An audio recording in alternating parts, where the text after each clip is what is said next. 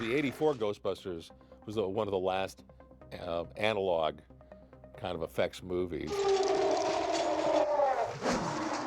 Special effects have changed so much from where they were when Ghostbusters first came out, because back then there wasn't really any CG. All you could do is sort of optically shoot models and puppets and all that kind of thing, or matte paintings, or animation. Okay, who brought the dog?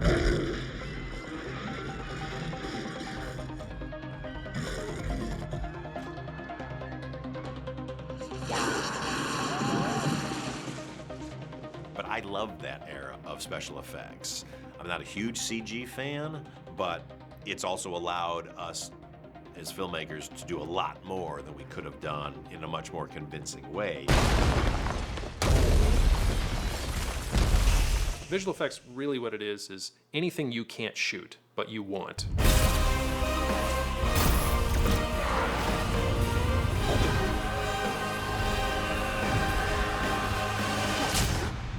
It's a more modern version. It looks different. The special effects are different.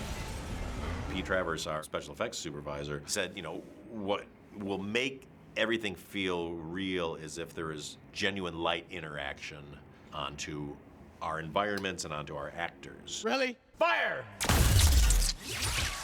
John Vecchio built a rig setup that would go attach onto the end of the proton guns. And it was just draped with LEDs. This is the first drawing that we did of the LED gun muzzle that goes in the front. What was important to Paul was that there would be a switch so that the girls could actually activate it themselves, so that they could feel like they were firing a weapon. These are the LEDs that would shine back on the girl's face, and then they wanted inside there a flashlight beam that could shoot out so that the girls could see a point in space. And of course everything has to be run on battery so that the girls could run around and do it without a tether. There's a lot of interactive lighting on this. We put real lights into the devices, then visual effects will take that and expand on it with a lot of their digital augmentation. The wand, for example, we have an attachable light that goes on the end of it, which digitally they'll remove our little coil of LED ribbon, but they'll leave behind all the reactive light that's on the actors' faces, that's on the walls of the set, and they'll of course make it into a big charged ray. It's subtle stuff, but you definitely can feel it, when it plays. Let's narrow his path. So kind of the piece de resistance, where all of this came together, was in the rock concert.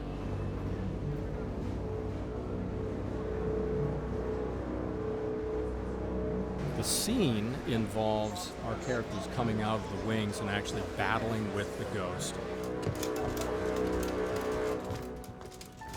who is flying around the auditorium. One reason this location is so spectacular is because all this architecture will be in the show. As the ghost is flying around, we're following him against this tremendous, beautiful, old-style New York architecture. So this ghost emerges out of the rock concert, and then it has to fly all around. They have to shoot at it with energy beams. There's a lot of effects in this that have to be coordinated, and it ends up being like a bag of tricks. And one of the big tricks that we're trying on this one is using a drone, not necessarily for camera work, but for actually lighting. So we've taken an actual drone and we've put a bunch of LEDs on it in hopes that will be kind of an interactive lighting effect on the surrounding parts of the theater, even when it flies up to the traps, which is the shot we're going to try right now. We got lights on it. It's emulating the ghost, the aura of the ghost. And then they'll put the CG ghost over it. The drone is going to shoot straight out, and then it's going to, like as if they brought it onto the stage, and then it's going to start to come down, like they're bringing it down into the trap. Here we go. And guns up and action. Fighting hard, fighting hard. Okay, guys, bring it down. Down into the trap. Oh, here we go. Oh, yeah, this is going to be good. Okay, turn off your streams, guys. As soon as I close the trap, you ready? Yeah. Okay, and now. Did we catch a ghost? Oh, yeah. We put a ghost in a box!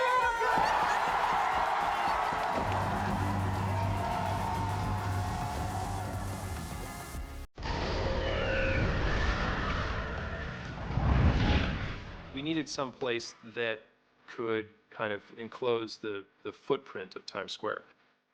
Doing a big Times Square set piece was Paul's big thing. Like, we wanted to just kind of focus in on Times Square, and then you can just see old Times Square, you know, like back in the day. Like, just me as a, like, lover of New York, just kind of would love to see that visual, ghost or not. And so Weymouth had this massive tarmac. And so that was the only place we could really find where we could have a big enough parking lot that we could actually start to build our Times Square.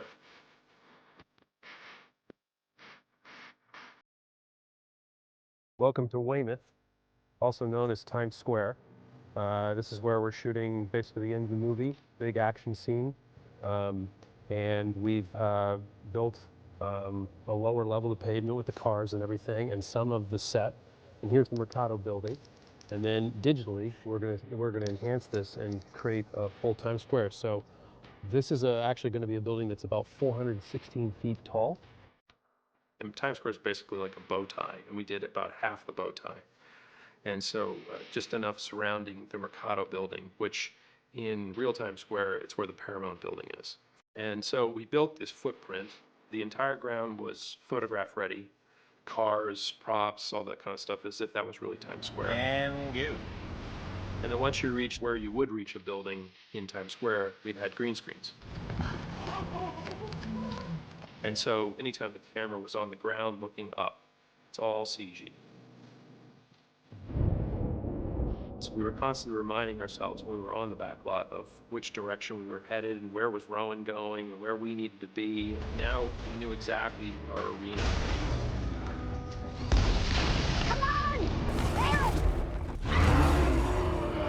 Dealing with like a giant monster, Godzilla or King Kong or whoever, that you're always looking for visual cues for scale. Because what can happen is if you make your character either too simplistic or too fast moving, and it tends to break reality really quickly. So with Rowan, if he's going to be made out of this cloth, you know, to get something that was like perfectly tight cloth at that scale, even if we did the best job in the world at trying to do really cool lighting on him, he still texturally, I don't think was ever going to feel real. And so Dave did a test where he had Rowan just kind of walking through a couple of buildings, and there was something so creepy about it with all this like loose cloth. It was as if Rowan made himself giant but overshot on the amount of material he needed. I saw it, I was like, wow, this looks amazing. I showed it to Paul. Paul was like, yeah, this looks amazing. He's like, okay, well, that's it. That's what we're gonna do. Okay, homeboy is pretty much not keeping up with what we agreed upon. Paul wanted to crush an actual cab. I mean, who wouldn't? So we had to figure out how to crush the cab and have that photography be useful when we added our giant digital foot later. So the crushing of the taxi is a very coordinated effort with special effects.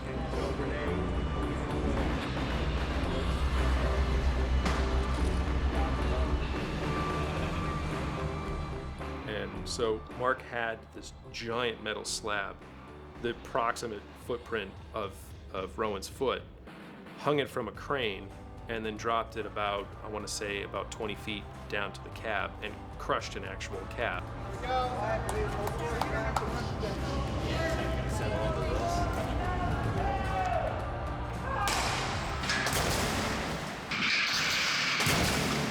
Then we lifted the metal plate off it, and then we attached a cable to the front of the cab. So when Rowan's foot lifts off, Paul wanted to have the cab stick to the bottom of the foot just for a little bit and then drop down. And so basically that photography is in the movie, along with a giant digital foot on top of it.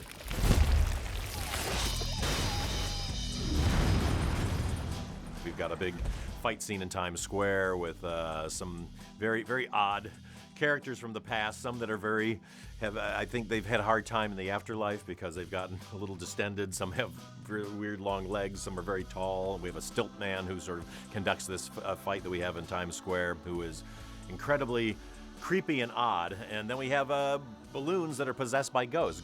Yo, was Thanksgiving like Halloween back in the 1920s? Balloons from a Macy's parade, they get possessed by ghosts and attack our Ghostbusters. We wanted the ghosts to be ghosts from New York. And there was kind of an epiphany moment of, okay, well, there aren't really giant monsters in New York. What kind of giant creatures are in New York? And it was like, oh, the Macy's parade, you know? So we saw these images from, I think, the 30s of these parade balloons, and the parade balloons were incredibly scary. As we started to design the balloons, we kept going back to those original photos, and it was like, you know what? It's probably just the best thing to do is just to use those actual designs. So every single balloon that you see in the movie is from the 30s, unchanged. Here we are, another crazy night. This is the ghost balloons, ghost attack. And so if you follow me, down in this corner here, the balloons were moving left to right, and then one of the balloons comes around the corner and notices the Ghostbusters, which were standing over there. And so we had to figure out a way to light such a big environment. And so we came up with these balloons here, these lit balloons, you know, and these we're using and kind of moving in the same approximate fashion that the actual balloons move. Then we'll replace them with the CG balloons. Balloons and draw. And this is where Paul came up with the great idea of using the balloons as they're popping the balloons to create a reveal for the Stay Puft behind them all.